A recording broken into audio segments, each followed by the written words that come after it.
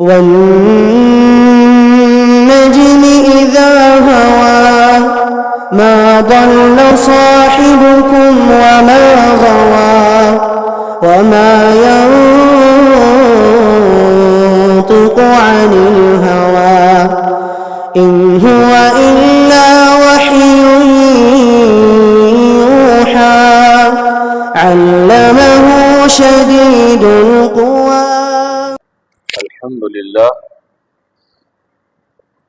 الحمد لله نحمده ونستعينه ونستغفره ونؤمن به ونتوكل عليه ونعوذ بالله من شرور أنفسنا ومن سيئات أعمالنا من يهده الله فلا مضل له ومن يضلله فلا هادي له ونشهد أن لا إله إلا الله وحده لا شريك له ونشهد أن محمدا عبده ورسوله أما بعد فإن خير الحديث كتاب الله وخير الهدي هدي محمد صلى الله عليه وسلم وشر الأمور محدثاتها وكل محدثة بدعة وكل بدعة ضلالة وكل ضلالة في النار. فأعوذ بالله من الشيطان الرجيم. بسم الله الرحمن الرحيم. قال إني ذاهب إلى ربي سيهدين رب هب لي من الصالحين وبشرناه بغلام حليم فلما بلغ معه السعي قال يا بني إني أرى في المنام أني أذبحك فانظر ماذا ترى قال يا أبت افعل ما تؤمر ستجدني إن شاء الله من الصابرين فلما أسلما وتله للجبين وناديناه أن يا إبراهيم قد صدقت الرؤيا إنا كذلك نجزي المحسنين رب اشرح لي صدري ويسر لي أمري واحلل عقدة من لساني يفقهوا قولي رب زدني علما رب زدني علما اللهم رب زدنی علما.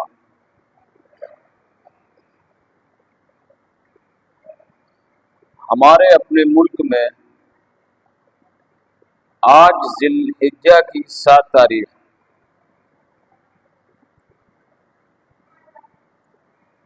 لیکن مکہ المکرمہ کے اندر آج ذی الحجہ کی 8 تاریخ. آج حجاج کرام خانہ کعبہ چھوڑتے ہوئے ایک بڑی تعداد مینا پہنچ چکی ہے اور ایک بہت بڑی تعداد کو ابھی مینا پہنچنا. مکہ اور اس کے ارد گرد لبیک اللہم لبیک لبیک لا شریک لک لبیک ان الحمد والنعمت لک والملک لا شریک لک. اس تلبیہ کی گونج، اس تلبیہ میں مکمل وحدانیت ٹوٹ ٹوٹ کر بھری ہوئی ہے، جو اس بات کا اعلان ہے کہ اگر کوئی آدمی حج کے ارادے سے بھی خانہ کعبہ پہنچ گیا اور اس نے زندگی کے کسی حصے میں شرک نہیں چھوڑا اس کا وہ حج قبول نہیں ہوگا۔ آج حجاج کرام 8 ذی الحجہ میں مینا پہنچ رہے ہیں، ظہر کی، عصر کی، مغرب کی، عشاء کی اور فجر کی نماز مینا میں ادا کریں گے۔ بہت سارے معلمین، کیونکہ اس وقت بہت زیادہ بھیڑ ہو چلی ہے، رات ہی کے کسی حصے میں وہ مینا چھوڑنے کا اعلان کر دیتے ہیں اور عرفات کی طرف رواں دواں ہو جاتے ہیں۔ 8 کے بعد سیدھے عرفات کے میدان میں جانا ہے حاجی کو، اور عرفات کا میدان دراصل وہ جگہ ہے کہ جہاں پہنچے بغیر کسی بھی حاجی کا حج مکمل ہی نہیں ہوگا۔ اگر 9 ذی الحجہ کے اندر عرفات کے میدان میں وقوف نہیں ہو سکا تو اللہ کے رسول نے فرمایا اس کا حج نہیں ہوگا۔ کل سارے حاجی عرفات کے میدان میں ہوں گے، اور عرفات کا میدان آپ جانتے ہیں اللہ کی نگاہ میں اس کا بڑا مقام و مرتبہ ہے۔ عرفات کے میدان میں جتنے اللہ تبارک و تعالی اپنے بندوں کو جہنم سے نکالتا ہے، کسی اور دن میں اللہ تبارک و تعالی اپنے بندوں کو جہنم سے نہیں نکالتا۔ عرفات کے میدان کے اندر ظہر اور عصر ایک ساتھ حاجی پڑھے گا۔ ہو سکتا ہے آپ کے ذہن میں بات کھٹکے، کیونکہ عجیب چیز ہے، اتنا کچھ دین آگے بڑھنے کے باوجود بھی ہم لکیر کے فقیر ہیں۔ ہمارے اپنے علماء ہمیں یہ سمجھا کر بھیجتے ہیں کہ عرفات کے میدان میں ایک تو مسجد نمرہ میں نماز ادا نہیں کرنی، اور دوسرے یہ ہے کہ 2 نمازیں ایک ساتھ اکٹھا نہیں پڑھنی، اور تیسری تاکید کر کے یہ بھیجا جاتا ہے کہ وہاں قصر نماز نہیں پڑھنی۔ اللہ کی عبادت کے لیے جا رہا ہے اور رسول اللہ سے مخالفت مول لے رہا ہے۔ اللہ کے رسول نے مسجد نمرہ میں نماز پڑھائی، 2 نمازوں کو، ظہر اور عصر کو ایک ساتھ آپ نے پڑھایا، اور قصر نماز پڑھائی۔ جتنے لوگ بھی اس کی مخالفت کرتے ہیں، رسول اللہ کی یہ بات اور رسول اللہ کا یہ عمل ان کے خلاف جاتا ہے تو ان کے حج پر بھی اس کا اثر پڑے گا۔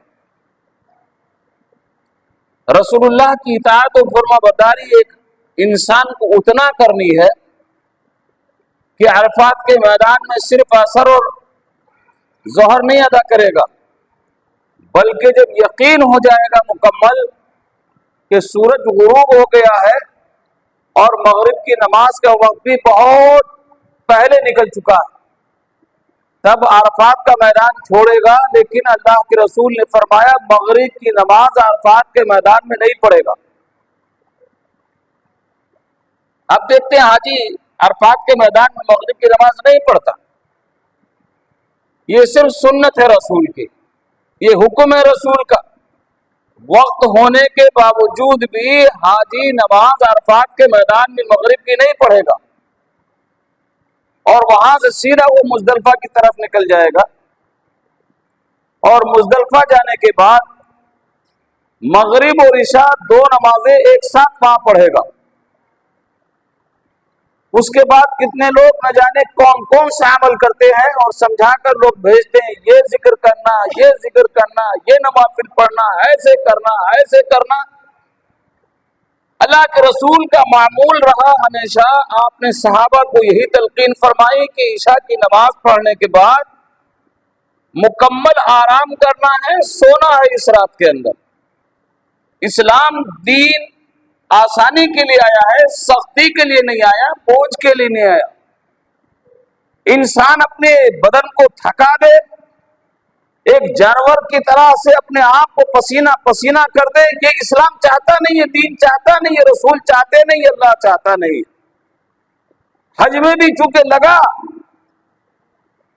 کہ وہ مینا میں رہا ہے، ہو سکتا ہے اسے سکون نہ ملا ہو، وہاں سے عرفات گیا ہے، ہو سکتا ہے تھک گیا ہو، مزدلفہ کی مکمل رات میں حدیث میں آتا ہے مسنون یہ ہے، افضل یہ ہے کہ وہ سو کر گزارے،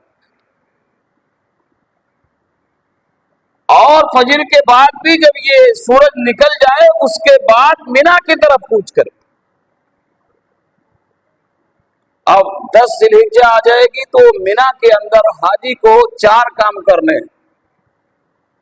پہلا کام اس کا یہ ہے، اللہ کے رسول سے صحابہ نے پوچھا تو آپ نے فرمایا چاروں میں سے کوئی بھی ترتیب میں آگے اور پیچھے کیا جا سکتا ہے۔ یہاں بھی بعض لوگ کہتے ہیں ترتیب فرض ہے، ضروری ہے، اللہ کے رسول کے ہیں ضروری نہیں تھی۔ صحابہ آتے گئے اور کہا اللہ کے رسول میں نے یہ عمل پہلے کر لیا، آپ نے فرمایا فلا حرج فلا حرج فلا حرج، کوئی حرج نہیں، یہ کر لیا کوئی حرج نہیں، 4 کام کر رہے ہیں بس اس دن۔ آپ کو قربانی کرنا ہے، آپ کو اپنے بال منڈوانا ہے، آپ کو احرام کھول دینا ہے اور طواف افاضہ کرنا ہے۔ ہاں اللہ کے رسول صلی اللہ علیہ وسلم سے اجازت ملتی ہے کہ اگر کسی طرح سے بھی خانہ کعبہ پہنچنے میں دقت و پریشانی ہو تو آپ اس کے بعد والے دن میں بھی کر سکتے ہیں۔ حاجی اس وقت مینا میں پہنچ چکا ہے اور اللہ تبارک و تعالیٰ کے لیے بار بار لبیک و تلبیہ پڑھ رہا ہے۔ ہمیں بھی چاہیے کہ اللہ سے ذکر کی، نوافل کی، تلاوت کی جتنی بھی شکلیں اچھے سے اچھا ہو سکتی ہیں، ہمیں اللہ کے حضور وہ نذرانہ پیش کرنا چاہیے۔ دقت ہمارے سماج کی کیا ہے کہ ہم یہ سمجھتے ہیں کہ اس تعلق سے ہمیں صرف قربانی کا تصور دیا گیا، اور قربانی میں کئی بار میں یہ بات آپ کے سامنے عرض کر چکا ہوں، قربانی میں بھی کتنا دکھاوا ہماری زندگی میں آ گیا ہے، اور اس کو کتنا ہم نے اپنی شہرت کا ذریعہ بنا لیا ہے، کتنا ایک دوسرے کے تعلق سے ہم امیری اور غریبی کا تصور اس کے اندر پیدا کیے ہوئے ہیں۔ یہ ہمارا دل جانتا ہے اور ہمارا اللہ جانتا ہے۔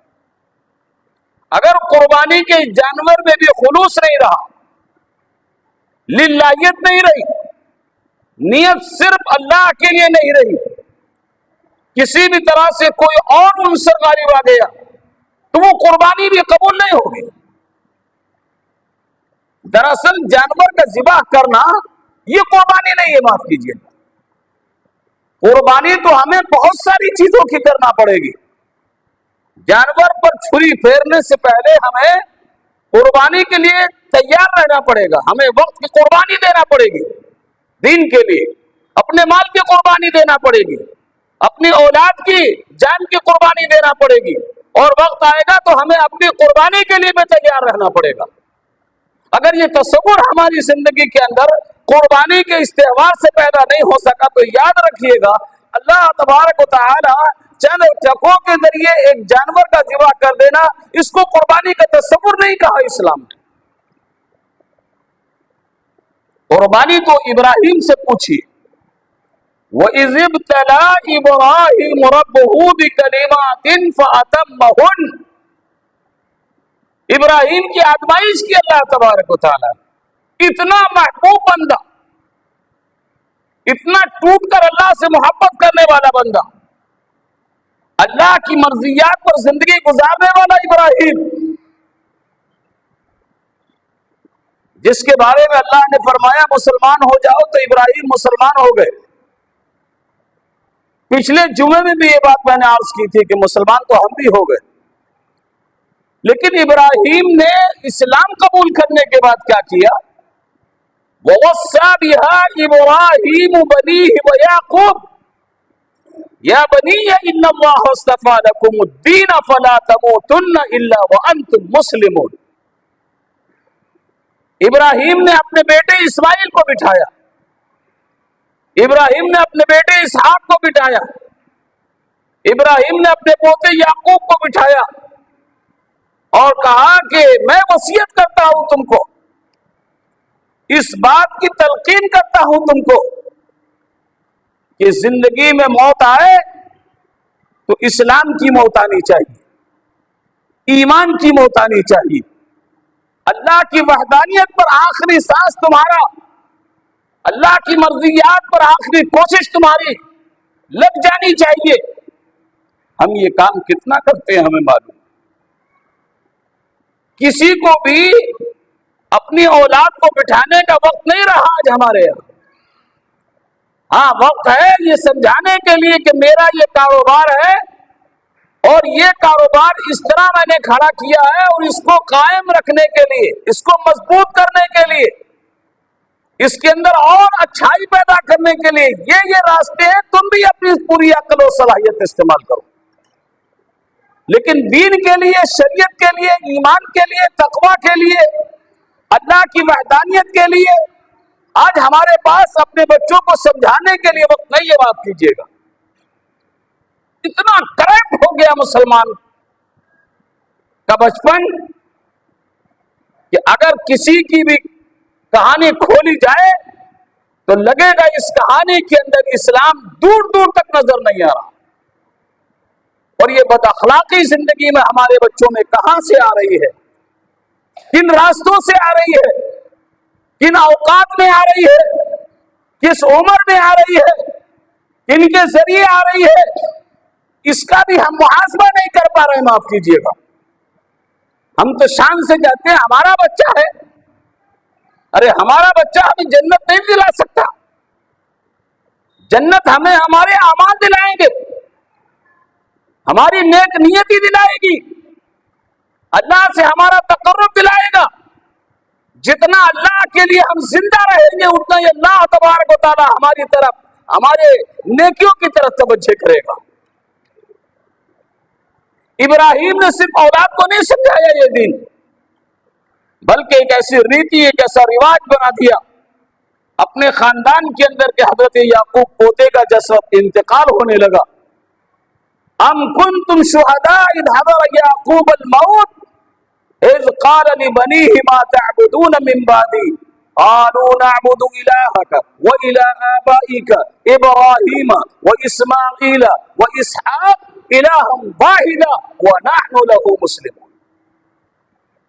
حضرت یعقوب نے اپنے سارے بیٹوں کو بلایا اور کہا بیٹو ایسا لگتا ہے کہ میرا اب آخری وقت آ گیا ہے، ہو سکتا ہے میں انتقال کر جاؤں، ہو سکتا ہے میں دنیا چھوڑ جاؤں، میں جانتا ہوں تم کیا کر رہے ہو۔ اس میں حضرت یوسف نبی بھی موجود ہے۔ کہا لیکن میں یہ چاہتا ہوں ایک بار اپنی زبان سے میرے سامنے کہہ دو کہ میرے بعد تم کس کی عبادت کرو گے۔ حضرت یعقوب سے اولاد نے کہا بھائی کیا کہہ رہے ہیں، ہم تو ابراہیم کی، اسماعیل کی، اسحاق کے رب کی عبادت کریں گے، اور ابا اگر ایسی کوئی بات ہمارے تعلق سے ہے تو ہم یقین سے کہتے ہیں آپ بالکل مطمئن رہیں، مسلمان ہو کر زندہ رہیں گے۔ سب کچھ ہماری زندگی میں ہے، لیکن اسلام جس ایمانداری سے ہماری زندگی کے اندر زندہ رہنا چاہیے تھا وہ آج معاف کیجیے گا ہماری زندگی میں نہیں۔ پھر بھی ہمیں کسی بھی طرح سے افسوس رہی ہے، پھر بھی ہم کسی طرح سے اپنی اصلاح کی کوشش نہیں کرتے، پھر بھی ہم کوئی ایسے راستے تلاش نہیں کرتے جو ہمارے اپنے سماج کو سدھار سکے، بنا سکے، نکھار سکے، دیندار بنا سکے۔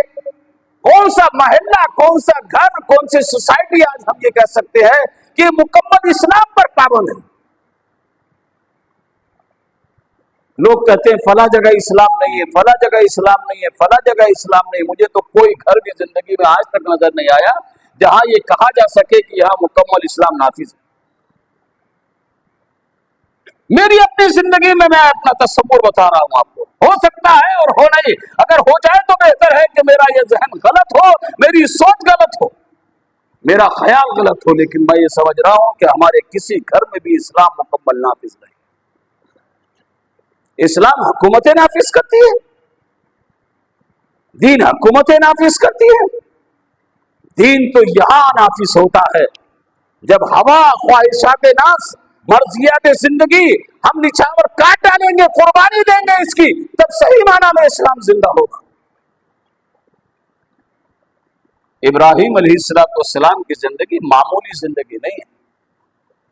فرمایا جب ہم نے مکمل ابراہیم کو ایک نہیں بار بار آزمایا, فَأَتَمَّهُنَّ, یہ بھی مہر اللہ نے لگائی ابراہیم کی زندگی پر کہ جہاں آزمایا وہاں آزمائش میں مکمل اترا ابراہیم, جنبش نہیں کی, کہیں فاؤل نہیں ہوا ابراہیم سے, زندگی کسی حصے میں کوئی کمزوری نہیں پیدا کی, مکمل جہاں اللہ تعالیٰ نے آزمایا آزمائش میں مکمل کھڑا اتر گیا. انا اول المسلمین کہا ابراہیم نے کہ میں پہلی پوزیشن کے لوگوں والا مسلمان ہوں.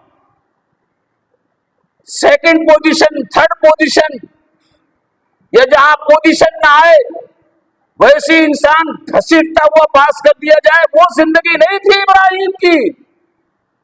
فرسٹ پوزیشن والا اسلام تھا حضرت ابراہیم کے پاس. جب آزما لیا تو ابراہیم نے ایک بات اللہ سے کی, قال انی جاعلک للناس اماما, اے اللہ تو یہ کہہ رہا ہے میرے بارے میں کہ میں تجھے امام بناؤں گا. یہ ہماری مسجدوں کے امام نہیں, جنہیں خود اپنی زندگی معلوم نہیں اس وقت, تالی دو ہاتھ سے بجتی ایک سے نہیں بجتی. یہ تو شکایتیں ہو رہی ہیں کہ ائمہ کا احترام نہیں ہوتا, ائمہ کو پوزیشن نہیں دی جاتی, ائمہ کی تقریم نہیں ہوتی. ائمہ بھی جو ان کی ذمہ داریاں ہیں اس کو نبھانے کے لیے تیار نہیں, ہر چیز کو پیسے سے تول رہا ہے, ہر چیز کو پیسے سے تولا جا رہا ہے. مقتدی کی سورہ فاتحہ صحیح ہے کہ نہیں اس کی کوئی توجہ نہیں,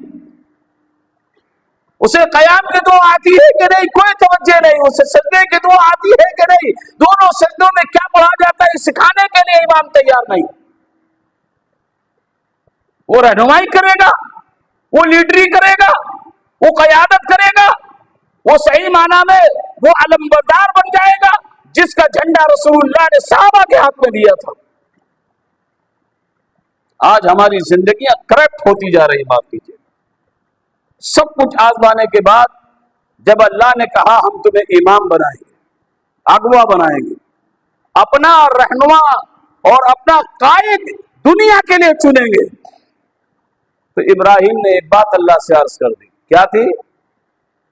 قال ومن ذریتی, اللہ تھوڑا سا یہ تو بتا دے کہ میری ذریت کے بارے میں کیا فیصلہ. قال لا ینال عہد الظالمین.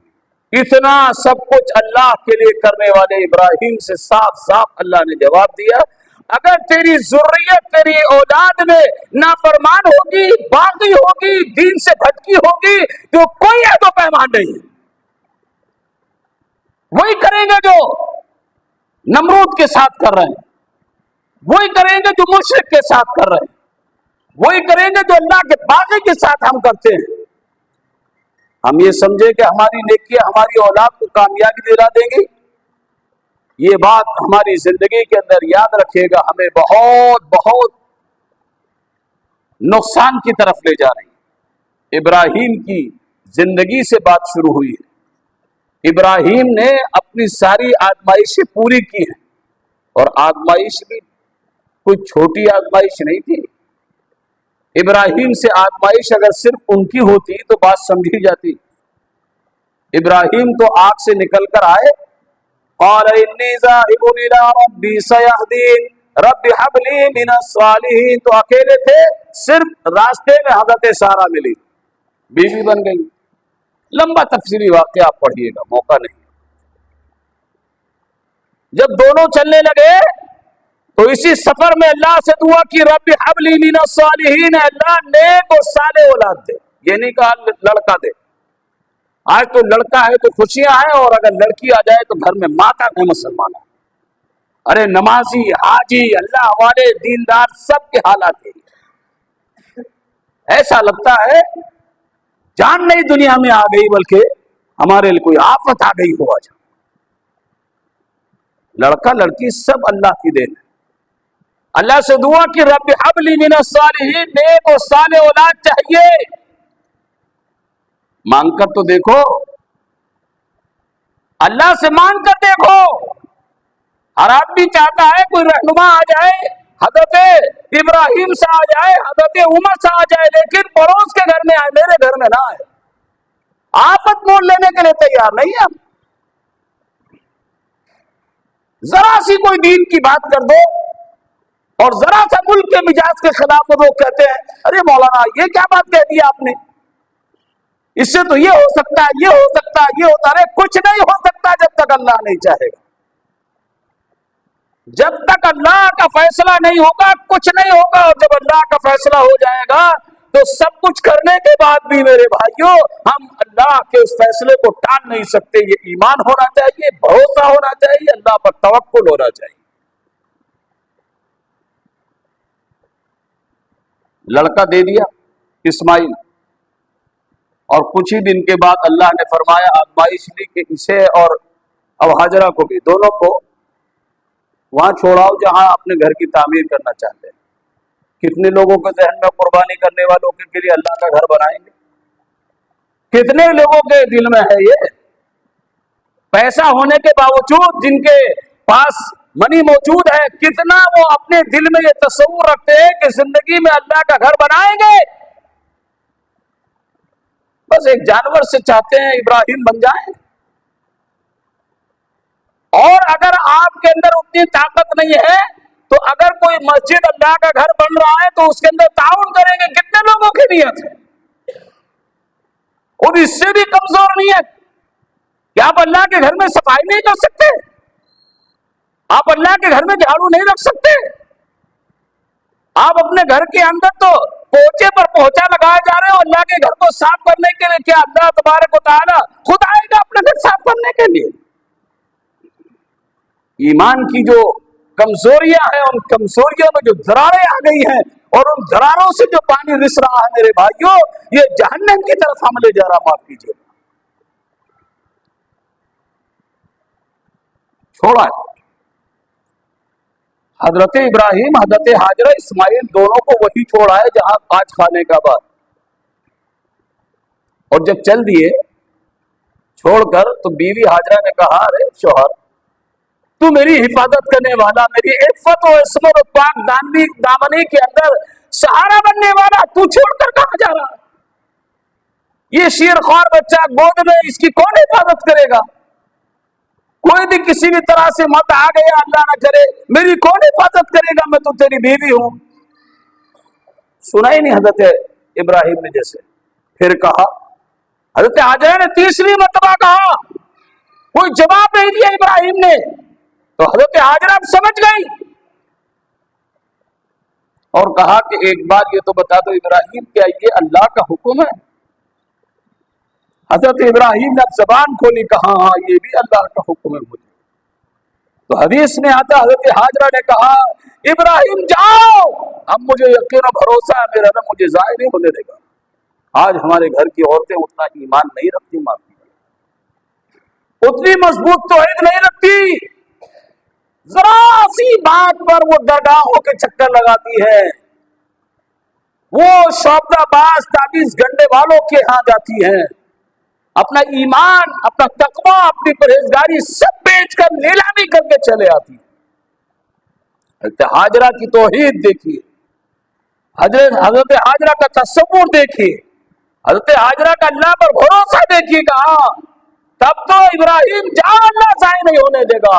مائیں اگر سن رہی ہے تو وہ توکل پیدا کریں، وہ بھروسہ پیدا کریں، اللہ سے اپنی اتنی گاٹھ مضبوط کریں، رب العالمین کے تئیں اتنی ایمانداریاں پیدا کریں، اپنی بچیوں کے اندر وہ ایمان جگائیں، وہ اسلام زندہ کریں جو اللہ کے رسول صلی اللہ علیہ وسلم کی بیوی حضرت خدیجہ میں تھا، حضرت عائشہ میں تھا، بیٹی حضرت فاطمہ میں تھا، یا انبیاء کی ماں حضرت مریم میں تھا، حضرت ہاجرہ میں تھا. چلے گئے ابراہیم چھوڑ کر چلے گئے. اور اس کے بعد جو شیطان نے حرکتیں کی ہیں وہ پڑھیے. شیطان سب کے ساتھ لگا ہوا، بہکانا شروع کیا. حاجرہ کو بہکایا، اسماعیل کو بہکایا، ابراہیم کو تو بہکا نہیں سکتا تھا، آگے کھڑا ہو گیا. حضرت ابراہیم نے کنکریاں اٹھائی، اللہ کا نام لیا، مار دی.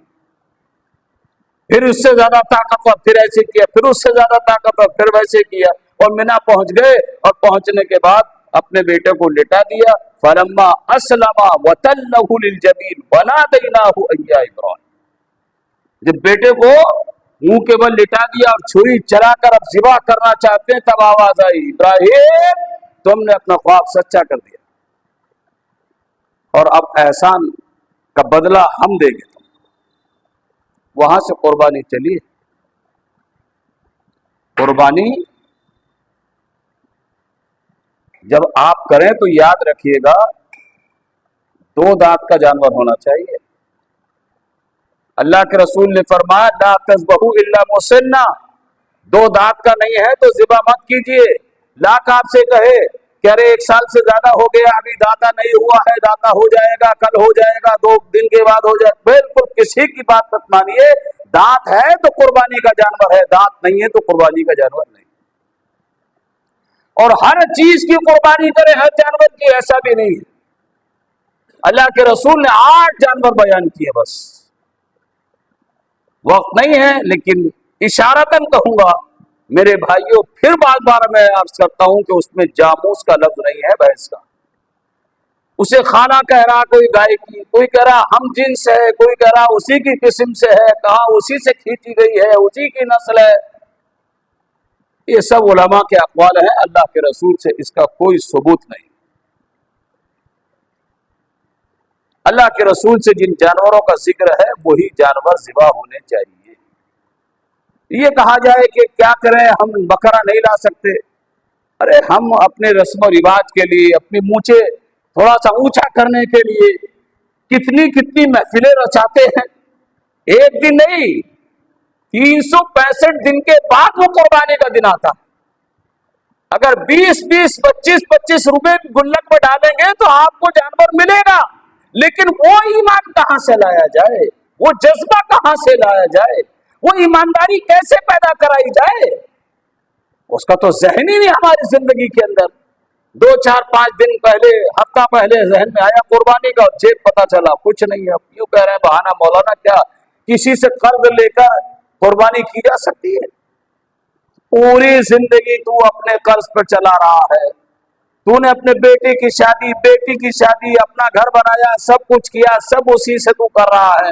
قربانی کے نام پر مولانا یاد آ رہے ہیں کہ مسئلہ پوچھ لیا جائے. بہانے نہیں چلیں گے. لوگ کہتے ہیں یہ فرض ہے، سنت ہے، نفل ہے قربانی، کیا یہ بتایا جائے؟ عبداللہ ابن عباس نے بتایا، اللہ کے رسول کے بھائی عبداللہ ابن عباس نے، کہ ہم یہ جانتے ہی نہیں کہ فرض و سنت و نفل کیا، ہم صرف اتنا جانتے ہیں کہ رسول اللہ نے کی اور ہمیں کرنا ہے بس. قربانی کا جانور عیبدار نہیں ہونا چاہیے، کاڑا نہیں ہونا چاہیے، لنگڑا نہیں ہونا چاہیے، اندھا نہیں ہونا چاہیے، دیکھنے میں اتنا کمزور نہیں ہونا چاہیے کہ لگے کہ اس کی قربانی کریں گے یا چھری دیکھتے ہی مر جائے گا بیچارہ. تندرست جانور لایا جائے، خوبصورت جانور لایا جائے. ہاں ایک چیز ہے، بعض لوگ کہتے ہیں عیبدار میں اللہ کے رسول نے بیان فرمایا کہ جو خصی جانور ہے اس کی قربانی کی. ہو سکتا ہے کسی کے ذہن میں آ جائے کہ خصی کرنا بھی تو عیب ہے. خصی جسمانی عیب ہو سکتا ہے لیکن قربانی کا عیب اللہ کے رسول نے بیان نہیں فرمایا. حدیث میں آتا ہے اللہ کے رسول نے جو جانور ذبح کیا وہ خصی کیا. آپ نے کبھی انڈو جانور کی قربانی نہیں کی. تو اللہ کے رسول نے اسے قربانی کا عیب نہیں مانا، اس لیے قربانی کا وہ عیب نہیں ہے، جسمانی عیب ہو سکتا ہے. قربانی کتنے دن کی جائے ایک مسئلہ ہے، قربانی کتنے دن کی جائے یہ بھی ہمیشہ ہر سال ذہن میں آتا ہے. یوم النحر 10 ذی الحجہ کو اللہ کے رسول نے فرمایا قربانی کی جائے.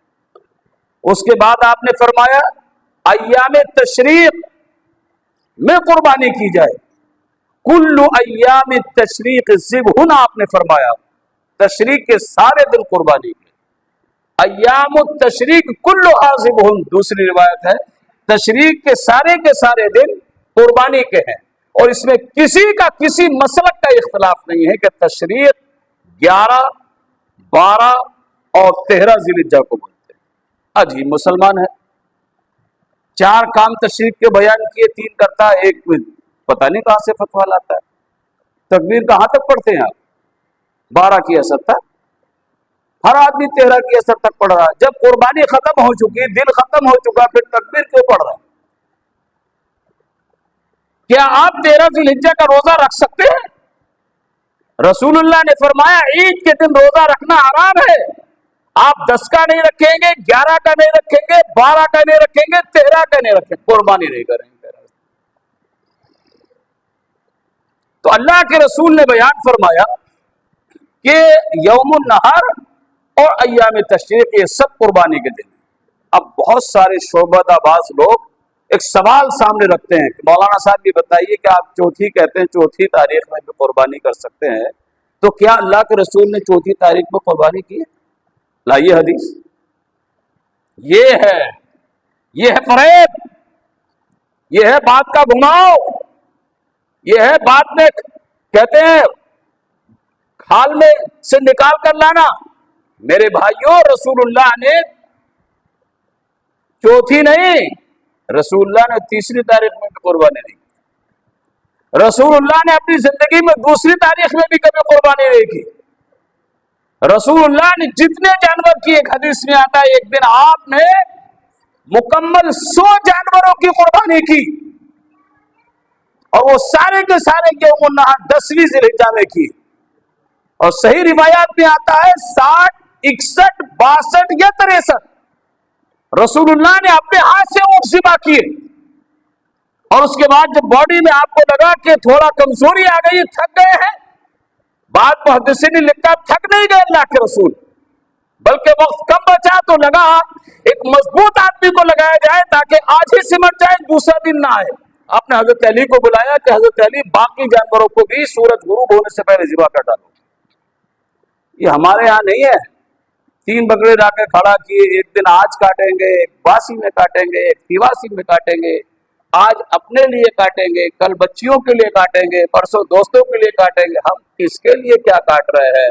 اللہ فرماتا ہے لن ینال اللہ لحومھا ولا دماؤھا ولکن ینالہ التقوی منکم۔ اس قربانی کا نہ گوشت اللہ کو پہنچتا ہے، نہ خون اللہ کو پہنچتا ہے، اللہ کو تو صرف اعمال اور تقوی اور پرہیزگاری پہنچتی ہے۔ بس گوشت ہم لگا کر رکھ رہے ہیں فریزر، اس گوشت کی کوئی اسلام میں اہمیت نہیں۔ آپ کے ایمان کی، آپ کی نیت کی، آپ کے خلوص کی، اسلام کے اندر اس کی گنتی ہے۔ آخری بات میرے بھائیوں، مسئلے کے تعلق سے، کیا کسی مرنے والے کی طرف سے قربانی کی جا سکتی ہے؟ کوئی روایت نہیں ہے میرے بھائی، کوئی حدیث نہیں ہے اس تعلق سے کہ مرنے والے کی طرف سے قربانی کی جا سکتی ہے۔ ہاں، مرنے والے کی طرف سے صدقہ کیا جا سکتا ہے، اور صدقہ ان 4 دنوں میں نہیں، کسی وقت بھی کیا جا سکتا ہے۔ اور جو مسائل صدقے کے باب میں ان دنوں میں ہے، وہی قربانی کے دنوں میں بھی۔ اگر آپ نے اپنے باپ کی طرف سے، اپنے کسی لوائق کی طرف سے مرنے والے کی جانور ذبح کر دیا ہے تو وہ صدقات میں جائے گا، عام جو قربانی ہم کرتے ہیں اس میں نہیں جائے گا۔ اور اس کا مسئلہ یہ ہے، بہت باریکی سے سنیے گا، اس کا مسئلہ یہ ہے کہ آپ اس کا کوئی حصہ بھی اپنے لیے، اپنے گھر والوں کے لیے استعمال نہیں کر سکتے۔ اب اس میں بعد میں آپ کو عرض کر رہا ہوں کہ جو لوگ حصہ کرتے ہیں خاص طور پر ان جانوروں میں جس میں حصہ ہے، اور مردار کی طرف، مرنے والے کی طرف سے کرتے ہیں، تو یاد رکھیے گا زندہ جو لوگ قربانیاں کر رہے ہیں ان کے لیے بہت احتیاط کی ضرورت ہے۔ ایک بوٹی بھی اگر مردے کے حصے کی آپ کے حصے میں آ گئی تو آپ کا حلال گوشت بھی آپ کے لیے جائز نہیں ہوگا۔ اللہ کے رسول سے صراحت اس بات کی کہ مرنے والوں کی طرف سے قربانی نہیں کی جا سکتی۔ باقی باتیں انشاءاللہ بعد میں اللہ تبارک و تعالیٰ سے دعا ہے کہ اللہ تبارک و تعالیٰ آنے والے تہوار کے لیے مومنین کے لیے خوشیاں لائے، خیر لائے، بھلائی لائے، اور جو بھی نذرانے اللہ کے حضور بندہ پیش کر رہا اللہ تعالیٰ اسے شرف قبولیت سے بخشے۔ اللہ جو بیمار ہے انہیں شفا کاملہ عاجلہ عنایت فرما۔ خاص طور پر سلطان صاحب کی بیٹی کا آپریشن ہونے جا رہا ہے، دعا کریں کہ اللہ تعالیٰ شفا کاملہ عاجلہ عنایت فرمائے۔ جتنے لوگ بیمار ہیں اللہ ان سب کو جلدی شفا دے۔ جو قرض دار ہیں غیر سے مدد فرما، قرض سے وہ بہوش ہو سکیں۔ جن لوگوں نے بھی اس مرتبہ حج کا ارادہ کیا ہے وہ منی پہنچے ہیں، اللہ تعالیٰ ان سب کے حجوں کو قبول فرما، اس میں خلوص پیدا فرما، للہیت پیدا فرما۔ جن لوگوں نے بھی اس کے لیے خاص دعاؤں کے لیے کہا ہے اللہ تعالیٰ ان کی دعاؤں کے اندر قبولیت فرما۔ صلی اللہ تعالی علی خیر خلقہ محمد وآلہ واصحابہ اجمعین۔